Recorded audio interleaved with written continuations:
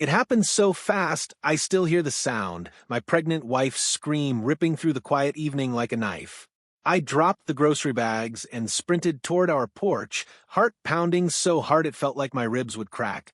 And there he was, Karen's husband, Mr. HOA tough guy, towering over her, jabbing his finger into her belly as if threatening the life growing inside her.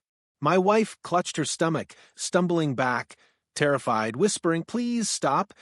But he didn't stop. He leaned in closer, eyes full of rage, snarling, "Your kind doesn't belong in this neighborhood. Learn the rules, or I'll teach you myself." That's the moment something inside me snapped. I didn't see the porch. I didn't see the neighbors watching. I saw only him hurting the woman carrying my child. And before he realized it, I had already grabbed him, and bones were about to break. Before I take you into the nightmare that unfolded on that porch, let me ask you something real quick. Which city are you watching from? Drop your city name in the comments. I love seeing where my community comes from. And hey, before we dive in, make sure you subscribe to the channel so you never miss stories like this, stories of justice, courage, and what real family protection looks like. All right, now let's begin. This story isn't about a misunderstanding. It's not about a rude neighbor or a small argument.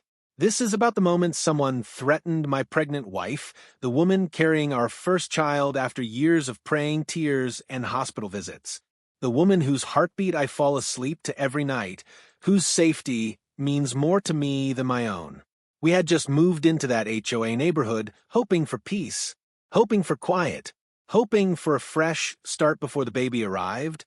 But instead, we stepped into a place where certain people thought the rules gave them power to intimidate, control, and humiliate others, especially anyone who looked different, talked different, or simply didn't bow down to their fake authority. But nothing prepared us for the man who became the center of this story, the husband of HOA Karen, a man who thought fear was a language and domination was his right. A man who believed that because my wife parked slightly over a painted line, he had the right to raise his voice. Or worse, lay a hand on her. And let me tell you, when I saw that fear in her eyes and his finger pressing into her belly, something inside me stopped being human. This is the story of the day an HOA bully crossed the line and learned exactly what happens when a father is forced to protect his family.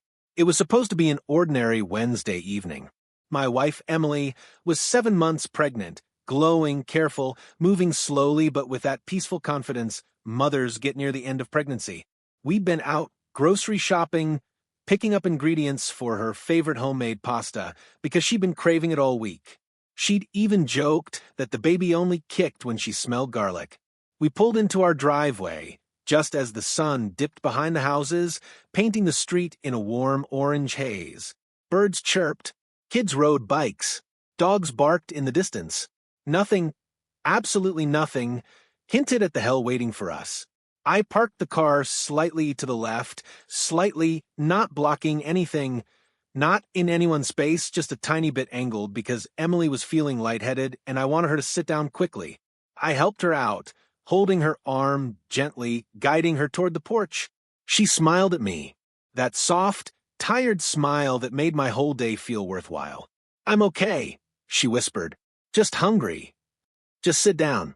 I'll grab the bags," I told her, kissing her forehead. She nodded, holding her belly with both hands, slowly making her way toward the steps. And that's when it started. A booming voice echoed across the front yards. "Hey, you can't park like that in my neighborhood." The grocery bags were still in my hands when I turned around.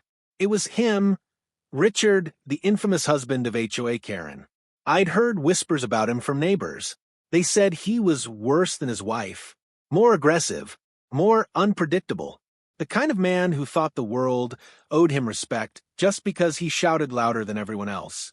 He was marching across the street like a storm, red face, clenched fists, chest puffed out. "Your car is across the line," he barked before he even reached me. "You think you're special or something?" I try to keep calm. I'd seen how stress affected Emily. Her doctor had warned us that anxiety could spike her blood pressure. So I took a breath and spoke evenly. "It's just a little over. I'll fix it in a minute. My wife needs to sit." He cut me off, stepping closer. I don't care about your excuses. People like you always think the rules don't apply. He stopped. His eyes shifted past me and landed on Emily. And everything changed. He ignored me, shoved past my arm, and stomped toward her. Hey, I'm talking to your husband. You two think you can just do whatever you want in this neighborhood? Huh? Emily froze. She wasn't confrontational, never had been. Her voice shook when she said, I'm sorry, sir, he'll move it. But he didn't back off. He stepped onto our porch. Onto our porch. I dropped the grocery bags right there on the driveway. My heart kicked into panic mode. Sir, back away. She's pregnant, I warned, walking fast toward them. But he ignored me again. Completely. He swiveled toward her and jabbed his finger right at her belly, so close it almost touched her. You don't get to break rules just because you're pregnant. That baby doesn't give you special privileges in this community. Emily flinched. Her hands flew protectively over her stomach. Please don't shout, you're scaring me. That was it. I felt something in my chest shift from fear to fire. I rushed up the steps. Step back. I yelled. He turned and glared at me with wild eyes. What are you gonna do? Huh? Fight me because your little wife can't handle a normal conversation? Emily's breathing turned rapid. She whispered, Honey, my stomach hurts. Please make him leave. My teeth clenched. My fists curled. But I still tried to keep control. Get off my porch. Last warning. He smirked, that sarcastic, arrogant smirk that told me he didn't take anything seriously, not people, not boundaries, not consequences. What are you going to do? Call the HOA, he mocked, chuckling darkly. Emily tried to stand and go inside, but he moved his arm forward again, blocking her path. No, no, no. You're going to stand right there and listen. You and your husband need to learn the rules of... He reached toward her belly again. This time, his fingertip touched her shirt, and she gasped in fear. I didn't think. I didn't plan. Something primal took over, something older than logic, older than law, older than calm. I grabbed him by the wrist, so fast he didn't even see it coming. What the? He sputtered. You touch my wife, I growled. My voice didn't even sound human anymore. Take your hand off her. Now. He yanked his arm, trying to break free, but my grip tightened. He was stronger than he looked. But I wasn't thinking about strength. I was thinking about Emily's fear, her baby, everything she had fought through to bring this child into the world. He swung at me with his free hand. I dodged. Then something snapped. His wrist twisted awkwardly. He screamed. Emily gasped and covered her mouth. Stop, please, both of you. But he didn't stop. He lunged again, roaring like an animal. I pushed him back. He stumbled, tripped on the step, and fell hard on the porch floorboards. You're dead, he spat, trying to rise. You hear me? You're dead. He charged one more time. I grabbed his arm, turned my shoulder, and pinned him against the railing. There was a crack. A loud, sickening crack. He screamed again, longer this time. Neighbors finally rushed out, gasping, whispering, phones recording. Some shouted at him. Some shouted at me. Most just stood frozen. But I didn't care about any of them. I knelt beside Emily as she cried in fear. Baby, are you okay? Did he hurt you? She shook her head but clung to me desperately. I was so scared he touched me, and the baby... I held her face in both hands. He won't touch you again. I promise.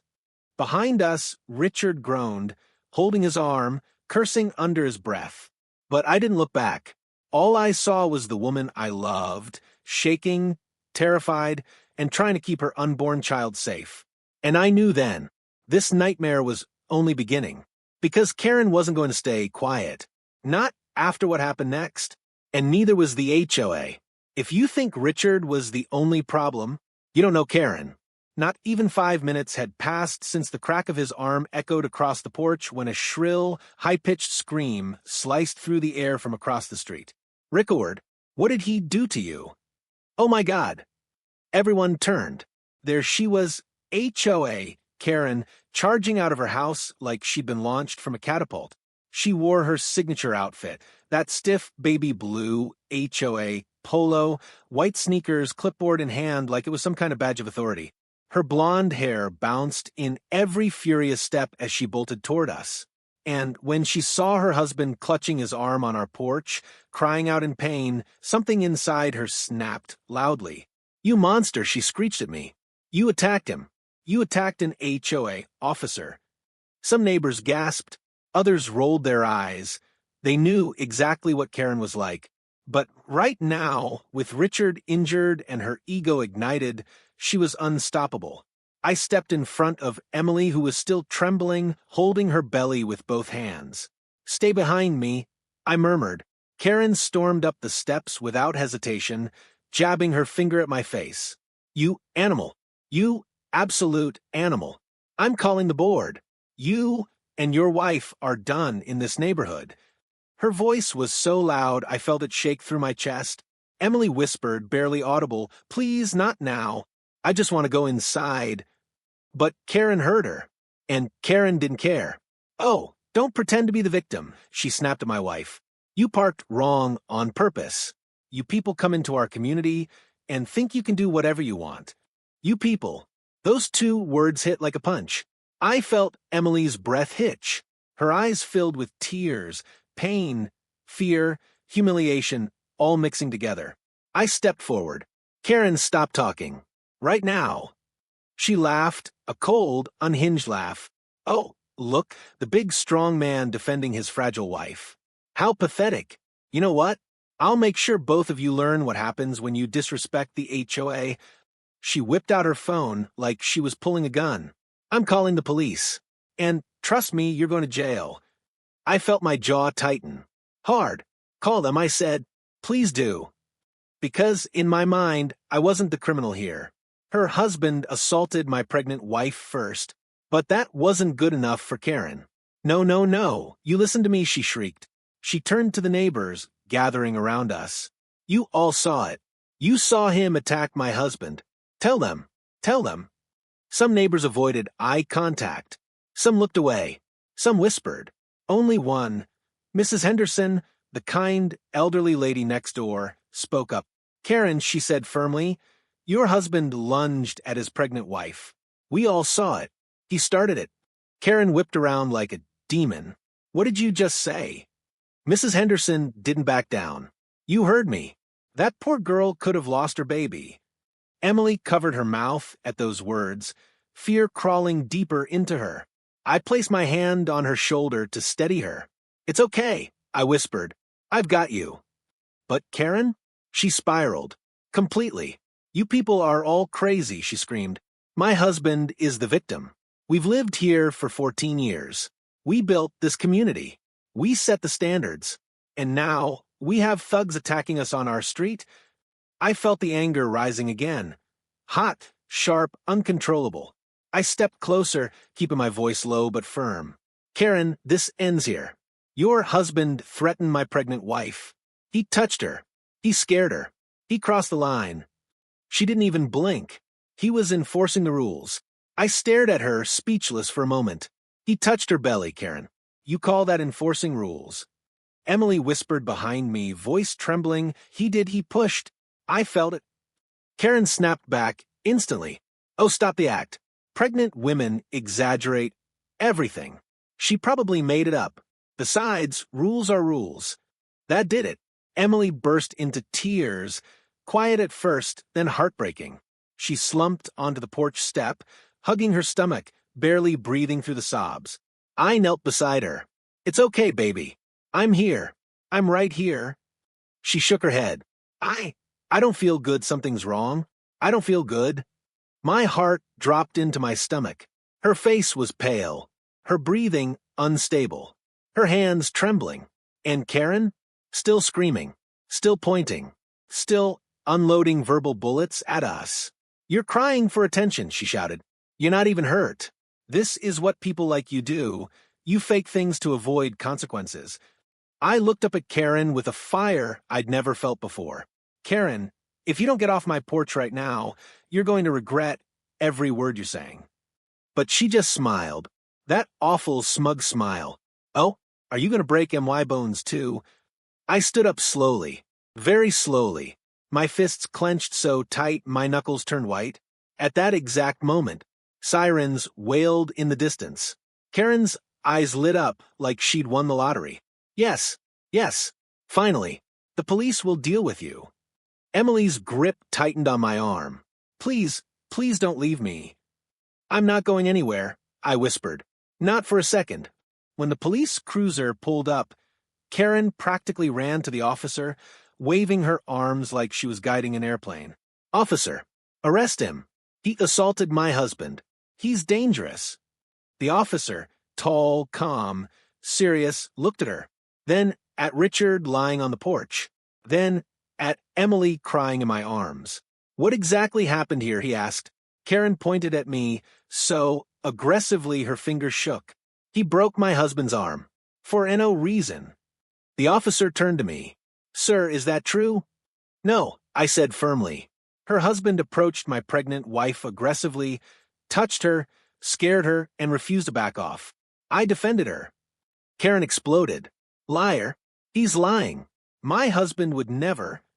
But the officer held up his hand. Ma'am, I'll talk to everyone one at a time. Please calm down. Calm down? Impossible for Karen. She started ranting again, pacing, throwing accusations at every single person within earshot. But for the first time since the nightmare began, I felt something shift. The officer wasn't looking at Karen anymore. He was looking at Emily, examining her body language, noting her tears, her trembling hands, her pale face, the way she kept holding her stomach. Ma'am, he said gently, are you feeling any pain? Emily nodded, breath trembling. A little. I am scared. Please? The officer's face hardened with concern. Sir, he said we need to get your wife checked immediately. Karen threw her arms up. Oh, come on. She's faking. Can't you see that? These people are dramatic for attention. The officer turned to her sharply. Ma'am, one more outburst like that, and you'll be the one in trouble. Karen froze, stunned. I had never seen her shut up so fast, and as the officer helped us toward the car, one overwhelming realization hit me. If this is how far Karen and her husband went over a parking line, the nightmare coming next would be far worse. The moment the officer told us we needed to get Emily checked, everything around me became a blur. Karen's shrieking, the neighbors whispering, Richard groaning in pain. None of it mattered. All I cared about was the trembling woman holding onto my arm like she might collapse if she let go. The officer helped Emily down the steps. Easy, ma'am. Deep breaths. We'll get you checked right away. But as we reached the police cruiser, Karen sprinted toward us again, waving her clipboard like it was a sword. Oh, no you don't, she shrilled. She's not going anywhere. She's faking. She is trying to manipulate you. You need to arrest him first. The officer didn't even turn. Ma'am, step back. I will not. Karen screamed, planting herself right in front of the cruiser door. She's lying. I know all her type, anything to avoid consequences. You cannot let them leave. That was it. The officer finally snapped. He stepped forward, towering over her. Ma'am, if you obstruct me again, you will be detained. Do you understand? Karen blinked, shocked. Nobody had ever spoken to her like that. But she still couldn't help herself. But I'm HOA. I have authority. No, the officer said coldly. You really don't. For once, Karen was silent, shaking with rage, but silent. The officer guided Emily into the back seat gently. I was about to follow when another officer approached. Sir, we need your statement before you leave. Just a quick one. I nodded and stepped aside, keeping the door open so I could still see Emily. She leaned her head back, eyes closed, breathing unevenly. Every second I wasn't beside her felt like a century. The second officer flipped open a notepad. Tell me what happened from the beginning. I explained everything. How Richard ignored me, approached my wife, touched her stomach, blocked her from going inside, and how I reacted. The officer listened quietly, writing notes, occasionally glancing at Karen pacing like a deranged rooster on the sidewalk. When I finished, he nodded slowly. All right, stay here a moment. He walked toward the neighbors, interviewing them one by one. Mrs. Henderson spoke passionately, gesturing toward Karen and Richard. A teenage boy showed a video he recorded from across the street. A couple who lived 2 houses down pointed at Richard angrily. Karen kept yelling behind them, "They're all lying, all of them." But no one, not even her own neighbors, supported her. After several minutes, the officer returned. "I've spoken to multiple witnesses. Their accounts match yours." I nodded once, not relieved, not anxious, just focused on Emily. But he continued, "Richard claims you broke his arm intentionally. He attacked my wife," I said sharply. "I defended her."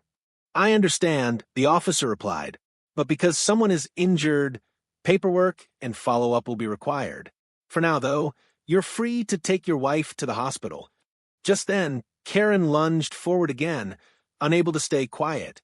"Free? Free? Are you kidding me? He broke my husband. He's dangerous. He should be handcuffed. Right now." The officer held up a hand. "Ma'am, your husband admitted he made physical contact with the pregnant woman." Karen froze. What are you saying?" "And the witnesses confirm he approached her aggressively and refused to back off. That constitutes harassment." Karen's mouth fell open like her brain couldn't compute what she just heard. The officer wasn't finished. "Your husband may also be charged for endangering a pregnant woman." Silence. Absolute silence. Even Richard, who had been groaning, looked stunned. Then Karen exploded again. No, that is not what happened. Everyone is ganging up on us.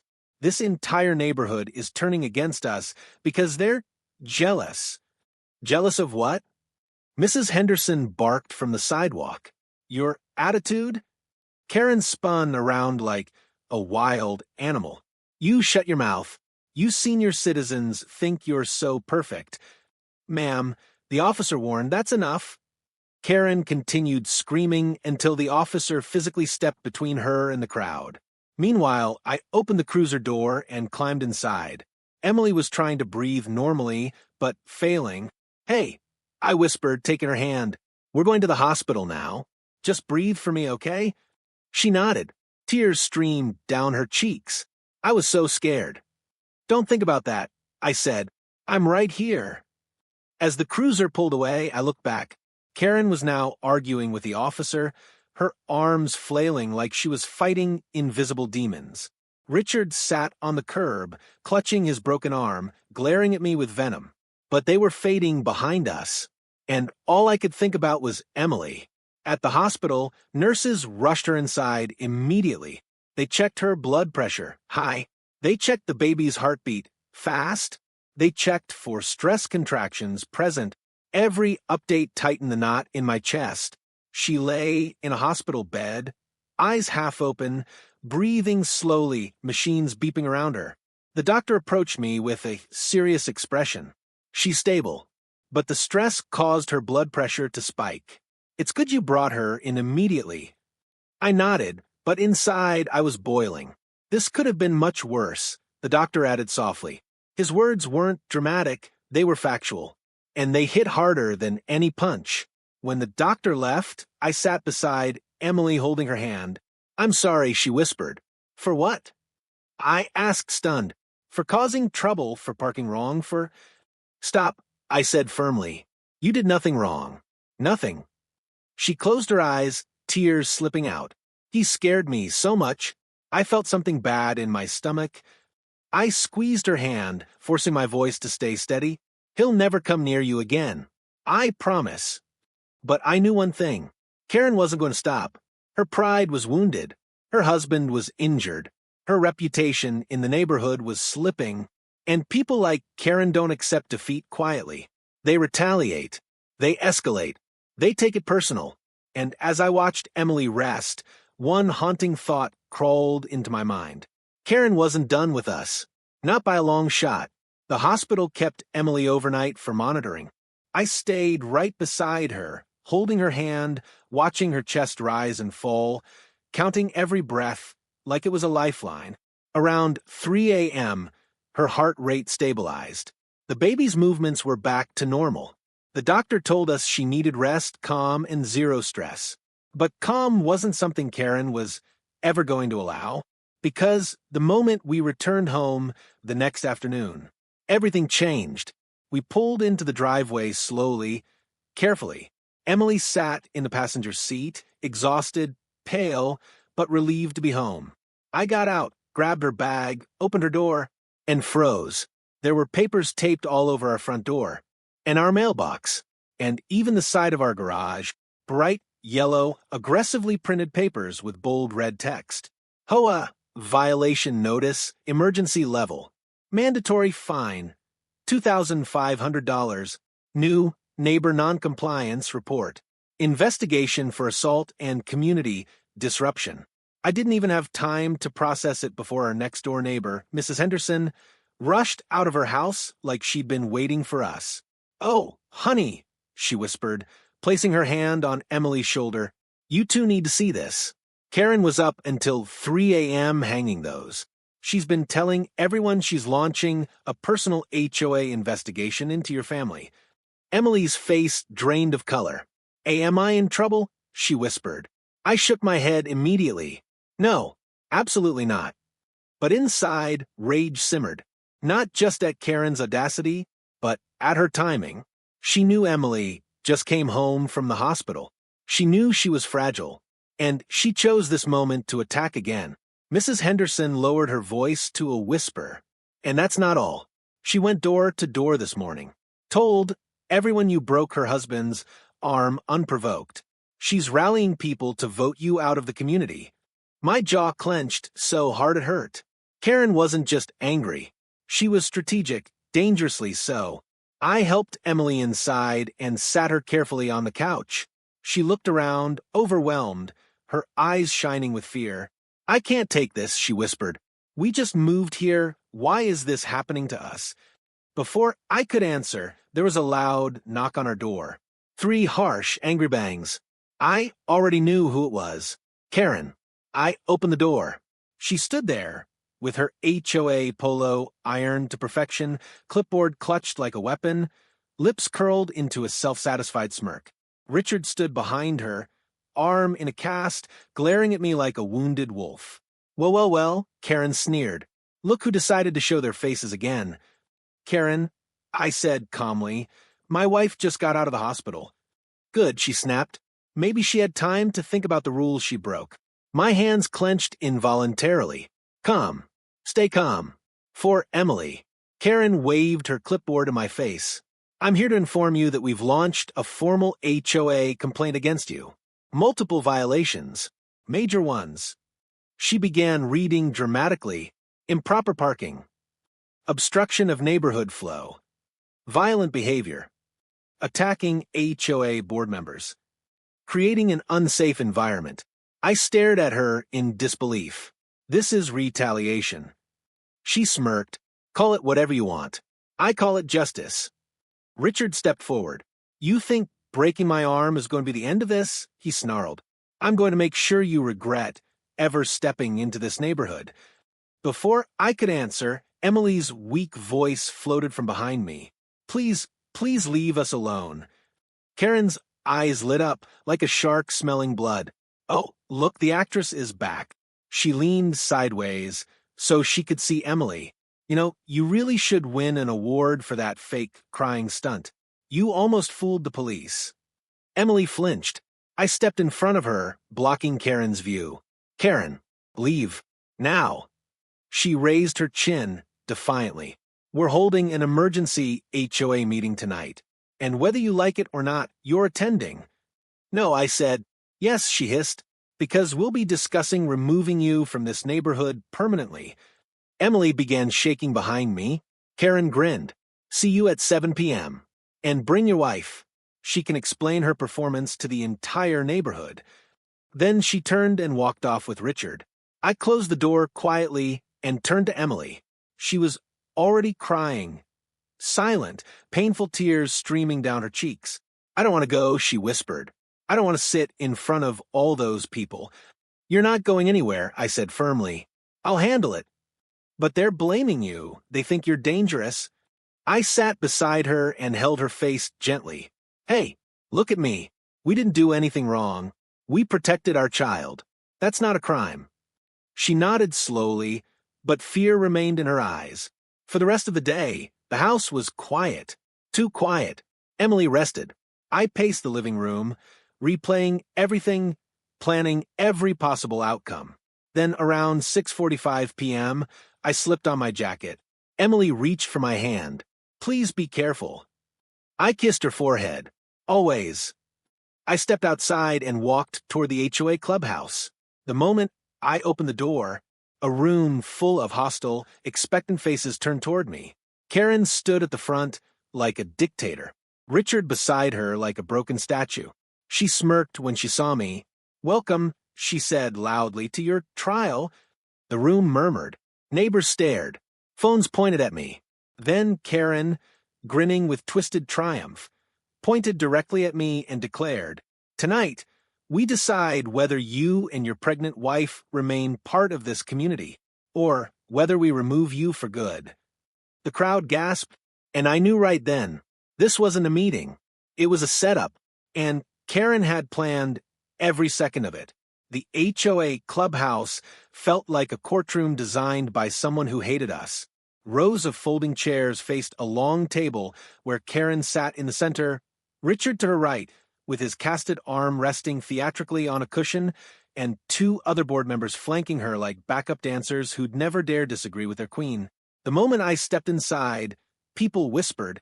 Some stared with sympathy, others with curiosity, a few with Karen's style, judgment dripping from their eyes. Karen tapped her microphone dramatically.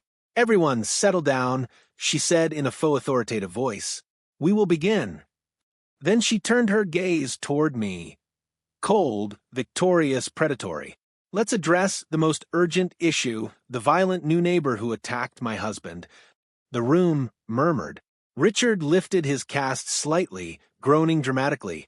Karen patted it as if comforting a wounded war hero. I didn't say a word. "Not yet," Karen continued, pacing slowly like she was presenting a TED Talk in manipulation. "For years, our community has been peaceful, safe, respectful. And then this man moves in and suddenly my husband is assaulted, my family threatened, and the rules of our HOA thrown aside." She slapped a stack of papers onto the table. "These are formal complaints from multiple residents about their behavior." Multiple? That was a lie, because half the people in the room shook their heads right away. A guy from 2 houses down raised his hand. "I didn't file anything." A woman near the back agreed. "Neither did we." Karen's face twitched, but she regained her composure. "Well, those complaints aren't public. They're confidential. So, of course you wouldn't know who filed them." Everyone exchanged suspicious glances. Karen knew she was being caught, but she pushed forward. "Now," she said, "let's allow my husband to speak." Richard stood slowly, dramatically, with a painful grunt. He pointed at me like I was a criminal on trial. "This man is dangerous," he croaked. "I came over politely to ask him to move his car. Then, without warning, he attacked me, broke my arm. I feared for my life. I stared at him, jaw tight. The crowd murmured. Someone whispered, "That's not what I saw." Another said, "He didn't seem polite at all." Someone else scoffed, feared for his life. He was screaming at the pregnant woman. But Karen raised her hand for silence. "Thank you, sweetheart," she said, touching Richard's shoulder. Then she pointed at me. "Now you. Explain why you thought you could assault a member of this community." I stepped forward slowly, calmly. I scanned the room. I saw faces, some unsure, some sympathetic, some angry at Karen for stirring drama for years. Then I spoke. "My wife is 7 months pregnant."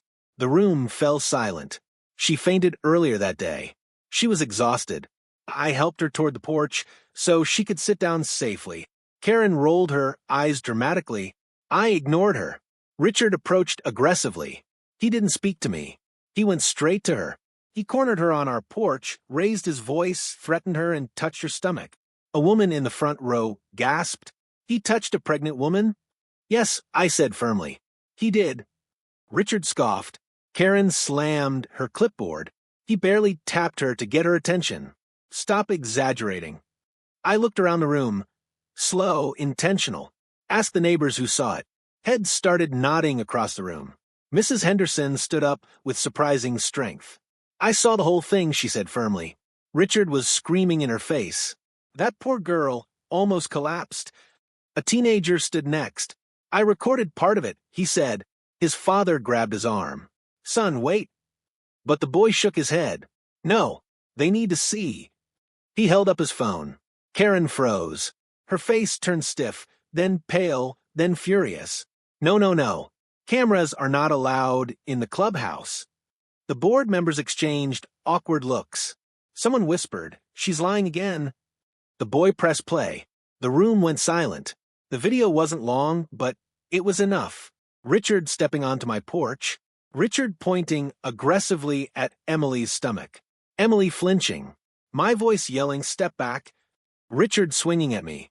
The room reacted instantly. Oh my God. He touched her first. He was aggressive. Karen lied to all of us. This is harassment. Karen lost it. No, that video is edited. Fake, deep fake, AI, something. The teenager frowned. It's literally from my phone with a timestamp. Karen's face twisted like she'd swallowed something sharp. She turned to the board. Don't you dare listen to them. We can't allow outsiders to break the rules. I stepped forward again. My wife was hospitalized because of the stress he caused. That sentence hit the room like a punch. What? Hospitalized? For real? She's resting at home right now, I continued. The doctor said she had stress contractions, and it could have gotten worse. A woman in the middle row whispered, Lord, have mercy. But Karen? Karen scoffed loudly. Oh, please. Pregnant women always exaggerate. They sneeze too hard and go to the hospital. The room gasped. People stared at her in disbelief. Then someone spoke. Not a neighbor. Not a random resident. A quiet, heavy voice from the last row. Karen, stop talking. The room turned. At the back stood a tall man, broad-shouldered, serious, wearing dark jeans and a sheriff's office jacket.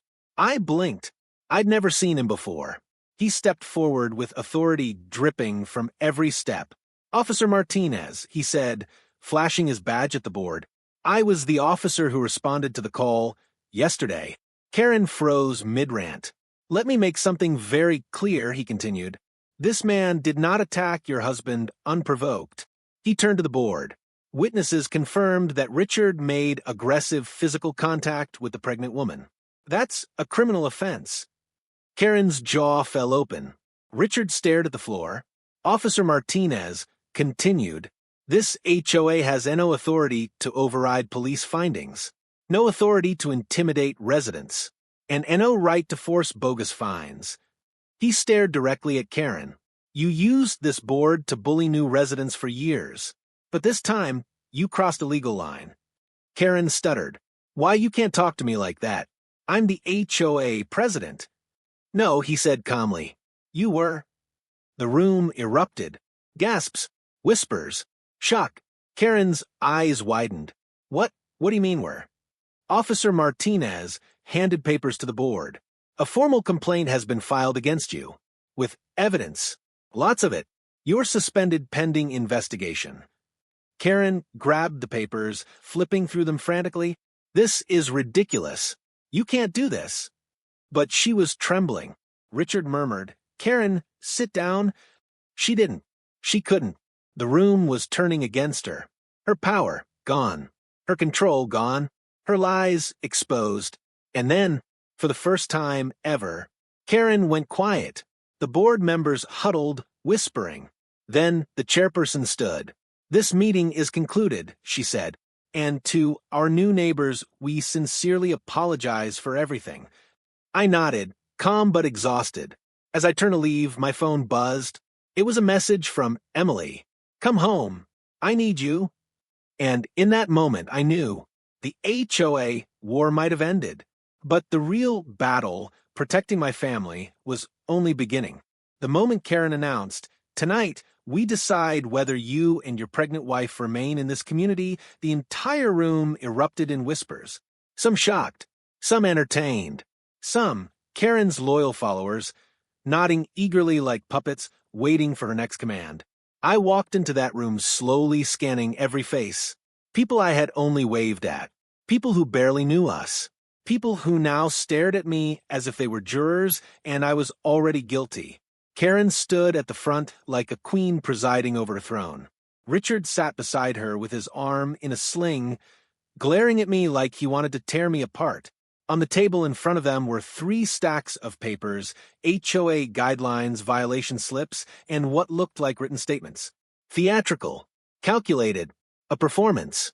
"Let's begin," Karen said, tapping her clipboard.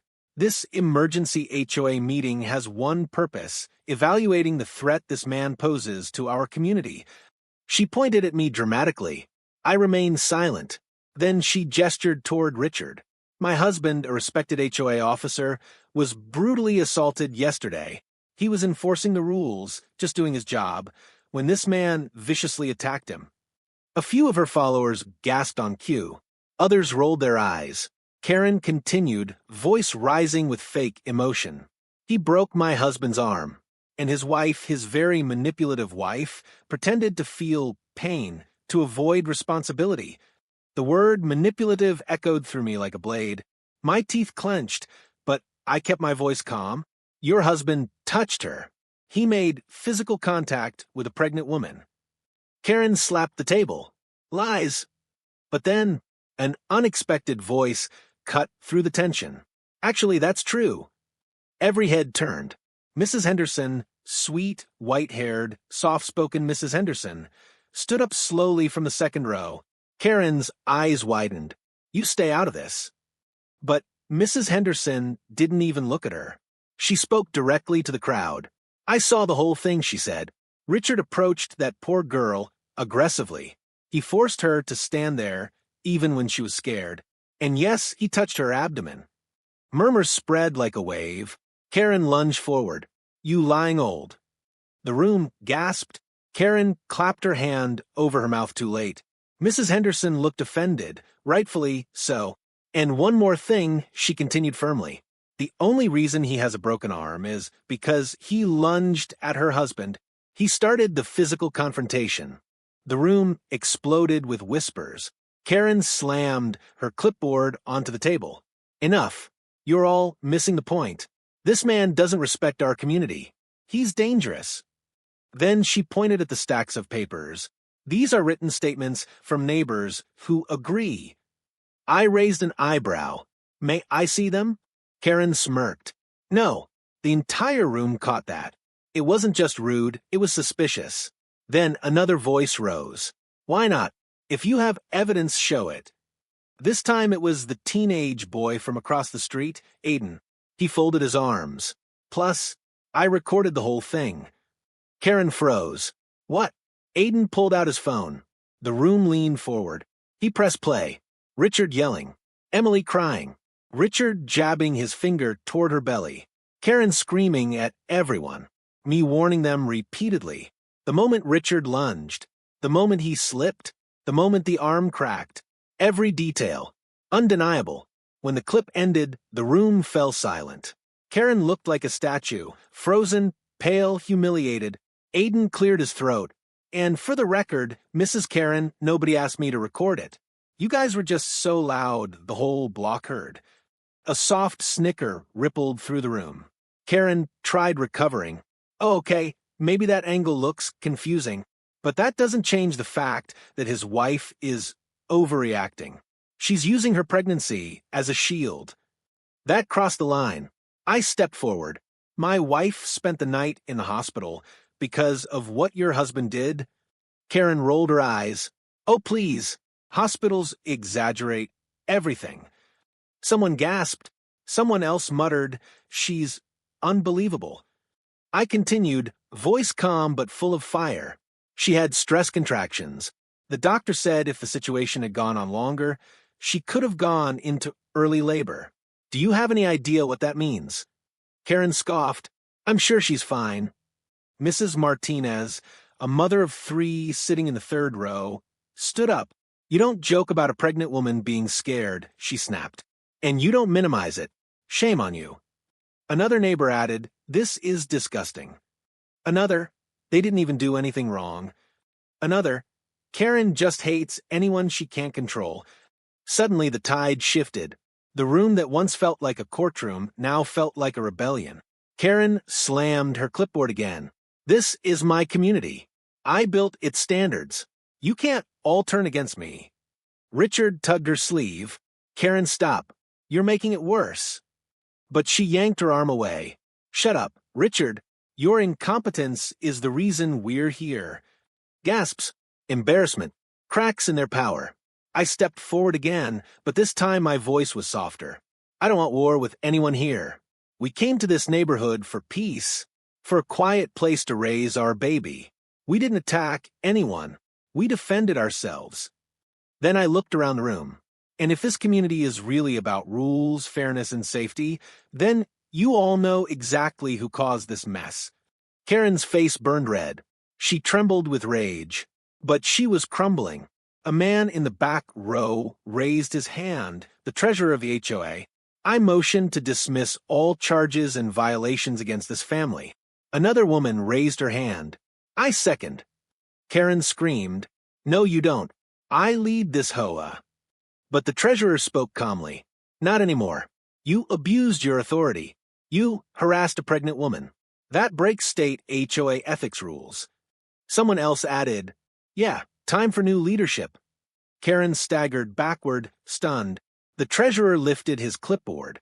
"All in favor of removing Karen and Richard from the HOA board?" Hands shot up everywhere. Fast, fearless, united. Karen gasped, "You can't do this to me." But the votes were counted in seconds. It was over. Richard lowered his head. Karen crumpled onto a chair, defeated, and the treasurer turned to me. "Sir, we apologize. You and your wife will remain in this community. Safe, respected, protected." But I wasn't relieved. Not yet. Not until I went home to the woman who needed me most. Because she was the reason I fought. She was the reason I endured the circus. She was my family. And she was still in danger if Karen decided to retaliate one more time. Little did I know, Karen wasn't done. Her final move was still coming. The room buzzed with tension, low murmurs, angry whispers, judgmental stares. Karen stood at the front like she was the judge, jury, and executioner of the entire neighborhood. Her clipboard rested against her chest, her chin high, her smile stretched just a little too wide. "Let's begin," Karen announced dramatically. Her voice echoed like she was speaking inside a courtroom. "Tonight, we review the incident involving this man." She pointed at me like I was a criminal and the violent attack on my husband. Richard lifted his cast dramatically, as if performing in a play. "My arm still hurts," he groaned loudly. Someone in the back muttered, "We know, Richard. You've said that 12 times already." Karen ignored the comment and continued. "Now, neighbors, as your HOA vice president, I am responsible for maintaining order. This man brought chaos into our peaceful community. He assaulted a board member, endangered families, and refused to follow even the simplest parking guidelines." Murmurs spread across the room like wildfire. I stood tall, calm, focused. "May I speak?" I asked. Karen laughed bitterly. "You'll get your turn. But first, we will present the evidence." She gestured to a large television. Richard pressed play. A heavily edited video began, cuts missing context, angles that made it look like I was the aggressor. They even muted parts where Emily begged him to stop. But the worst part? They zoomed in on the moment I grabbed Richard, without showing the part where he touched my wife. That, Karen said proudly, proves everything. A neighbor raised his hand. "Do you have the full video?" Karen stiffened. "This is the full video." "No, it's not," he argued. The boy from across the street had a longer recording. Karen's face twitched, a crack in her perfect mask. Before she could respond, the door opened. The teenage boy entered with his father behind him. The room shifted. Some sat forward, some whispered, some smirked knowingly. The boy lifted his phone. "I have the whole thing." Karen's voice rose several octaves. "No, you cannot show that. That video was taken without authorization. It's illegal. The officer from the previous day stepped into the room, arms crossed. For the record, the family voluntarily provided that video to the police. It's valid. Karen's jaw dropped. The officer nodded to the boy. Go ahead. The boy cast the video to the TV. This time, everything played from the start. Emily stepping out of the car, her hands on her belly. Richard storming over, shouting, invading her space, touching her stomach, blocking her from stepping inside. Then my voice. Step back. Then Richard lunging. Then the fall. Then the crack. Silence swallowed the room whole. A woman in the second row gasped, "Oh my God, he pushed a pregnant woman." Another neighbor shook his head. We warned HOA months ago about Richard's temper. Karen's face tightened with panic. This is edited. Staged. The officer stepped forward. No, ma'am. This is the original file. Unedited. Karen blinked rapidly, then started shaking her head violently. No, you don't understand. He didn't mean it. He was just protecting the neighborhood. Someone from the back shouted, protecting it from what? A woman carrying groceries? Karen's eyes filled with rage, her voice trembling. You people don't get it. You never did. We worked for years to keep this neighborhood perfect. Perfect homes, perfect streets, perfect people. Her voice cracked, emotion breaking through the anger. And then they came. She pointed at me again, hand trembling. He parked wrong. He didn't follow the rules. That is how neighborhoods fall apart.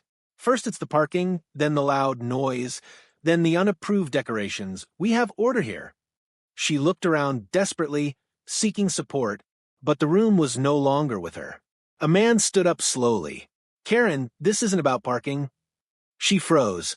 He continued softly. Your obsession with control, it's gotten out of hand. Another woman added, You fined half the street for ridiculous things. A third spoke. You threatened to cite me for having flowers in a color you didn't like. Karen's face filled with horror as everything unraveled. Then the deepest blow came. Mrs. Henderson stood. Karen, all this started after your son moved away. The room fell silent again. Karen's lips quivered. Don't mention him. Mrs. Henderson stepped closer, her voice gentler. You changed after you left, dear. You needed control over something because you lost control of him. Karen shut her eyes tightly. Her chin trembled, but she said nothing. I stood slowly. Karen, I get that pain makes people do things. But what you did, threatening my pregnant wife, harassing her, lying, you almost caused her to lose our baby. Karen's eyes snapped open, wet but still angry. She shouldn't have parked over the line. I stared at her in disbelief. That's your justification? A parking line? Karen's voice grew cold again. Rules are rules. Richard finally spoke up for the first time that night. Karen, stop. His voice was small, defeated. She's right. I went too far. Karen turned to him, betrayed. You're taking their side? He sighed. I shouldn't have touched her. I lost my temper. The room waited. Karen's face twisted. Pain, anger, embarrassment, everything swirling. Finally, she whispered, I just didn't want this neighborhood to fall apart. I tried so hard to make everything perfect. I didn't mean for it to go this far, but the damage was done. The HOA president slowly rose. Thank you, Karen. But the board has made a decision. Karen stiffened, eyes wide. The president continued. For harassment, falsifying complaints, verbal aggression, and endangering a resident, you are suspended from all HOA duties, effective immediately. Karen's mouth fell open. No, you can't. This HOA is my life. The president sighed. And that's the problem. Karen shook her head slowly, tears spilling down. Richard placed a hand on her shoulder. She shrugged it off. And then, for the first time, Karen walked out of a room quietly. No screaming, no swearing, no clipboard, just silence. The president turned to me. Sir, we owe you and your wife an apology. What happened should never have happened. If there's anything the board can do, anything at all, please let us know. I nodded once. Just let my wife feel safe again. He placed a hand over his heart. You have our word. But in the back of my mind, I knew this wasn't the end. Because what happened next? Karen's final, explosive meltdown would shake the entire neighborhood. The courtroom was nothing like the HOA clubhouse. This place wasn't ruled by Karen's clipboard, her screeching voice, or her fake authority. This place was ruled by law, evidence, and truth, something Karen had never been able to handle. The judge, an older woman with stern glasses and a voice like cold steel, called our case. Emily squeezed my hand gently. She was still pale, still fragile but determined. She wanted to be here. She wanted to speak for herself and for our unborn child. Karen strutted in with Richard trailing behind her in his cast, looking like he was auditioning for a sad soap opera. Karen slammed down her folders, smirking like she had rehearsed the moment 100 times. Your Honor, she began dramatically, we represent the community homeowners. We are here today because this man, she pointed at me, viciously assaulted my husband without provocation. My husband is a respected HOA officer. The judge didn't even look up. Ma'am, sit down until you're called. Karen blinked, confused, then slowly lowered herself into the chair like she had never been told no in her entire life. Our attorney, a calm, confident man who had taken the case pro bono after hearing what happened to Emily, stood up. Your Honor, he began, this case is not about parking lines, HOA rules, or petty neighborhood dramas. This case is about a pregnant woman being threatened, touched, and harassed, and a husband who defended her. He gestured toward us. Emily's eyes softened. Karen shot up again. That is a lie. She faked the entire thing. Pregnant women exaggerate. Everyone knows that. The judge slammed her gavel. Ma'am, if you interrupt these proceedings again, I will hold you in contempt. Sit down. Karen sat, fuming, shaking. Richard leaned away from her like even he was scared. Our attorney continued, we have video evidence recorded by a neighbor. Multiple witnesses, police reports, a medical report showing stress contractions and elevated blood pressure from the incident. He clicked the remote. The courtroom screens lit up. There he was, Richard approaching Emily, ignoring my voice, stepping onto our porch, jabbing his finger at her belly.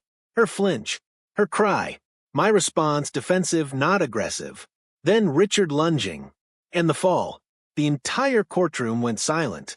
Emily squeezed my hand so hard I felt her fear all over again. Karen froze. Her eyes widened in disbelief. She hadn't known about the video. The judge watched the whole clip without a word. When it ended, she slowly removed her glasses. Ma'am, she said to Karen, do you have anything to say? Karen stood abruptly. Her voice cracked between rage and panic. Yes, that video is edited, manipulated. You don't understand how these people operate. They moved in here and destroyed our community. They break rules. They ignore authority.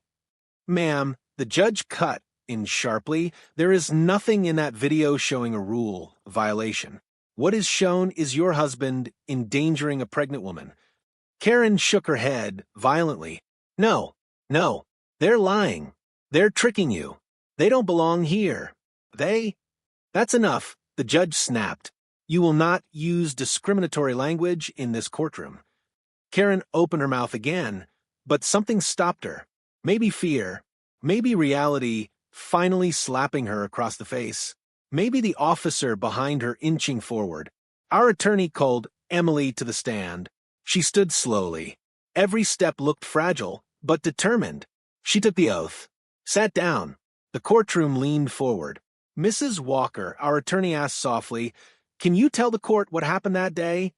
Emily's voice trembled at first, but grew stronger as she spoke. I was scared, she whispered.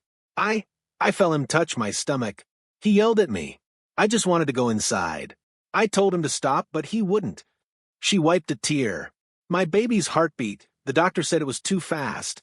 My blood pressure, I thought I was losing my child. Silence. Even the judge's expression softened. Our attorney placed a comforting hand on the stand. Thank you, Emily. Karen laughed, actually laughed. Oh, please. This is all an act. You're not even that pregnant. We all know some women fake belly sizes to manipulate. Bailiff, the judge roared.